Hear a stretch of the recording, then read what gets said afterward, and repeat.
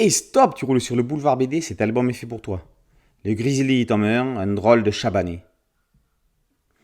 Juin 1967, Paname, Paris quoi. Joe n'est pas transporté de joie que son pote Bébert la Gambille soit sorti de tôle.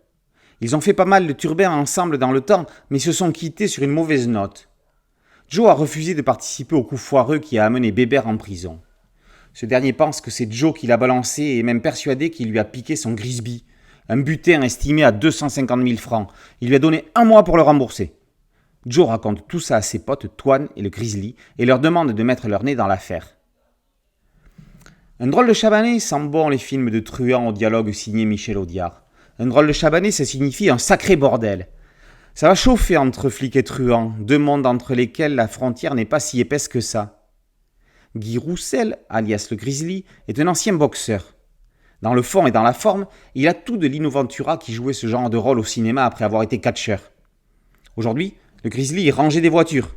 Enfin, pas toutes, parce qu'il s'est reconverti en concessionnaire auto chez Citroën qui a avalé Panhard. Il est un peu nostalgique, mais c'est la vie. Ancien garçon d'écurie, Toine est dans les canassons. Son paradis, c'est les champs de course. C'est là qu'il est interpellé par l'inspecteur Gourmet de la police judiciaire du fameux et mythique Quai des Orfèvres. Le flic lui demande de le rencarder dès qu'il a vent de quoi que ce soit sur Bébert, qui chercherait à se venger de Joe. Mats, c'est un homme, un mec, un master, un costaud. Mats, c'est aussi le scénariste de cette série. Hommage au polar noir français des années 60, avec des truands attachants, des flics qui n'hésitent pas à flirter avec la racaille et des traîtres de tous les côtés. Rien n'est ni tout blanc ni tout noir dans ce monde-là. S'il a choisi ce pseudonyme, c'est justement pour son amour du genre et en particulier pour l'œuvre d'Albert Simonin, auteur de Touchez pas au Grisby.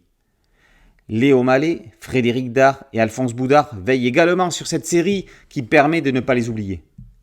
Les dialogues sont dans leur jus, il y a un petit lexique en fin d'album pour ceux qui le jugeraient nécessaire, mais l'intrigue se comprend parfaitement sans. Avec son trait semi-réaliste et si familier depuis Rail, une des séries qui a fait le succès des éditions Delcourt au démarrage, Fred Simon donne vie à cet univers 60s dans lequel les femmes tiennent aussi leur rôle pivot. Qu'est-ce qu'on serait sans les prix de Diane ? Allez les gonzes et les greluches, rôteuses au frais, bouquins dans les pognes, aux pages, au burlingue ou dans la tire, lisez le Grizzly, du vrai, du bon polar d'antan, qui marche aussi bien maintenant.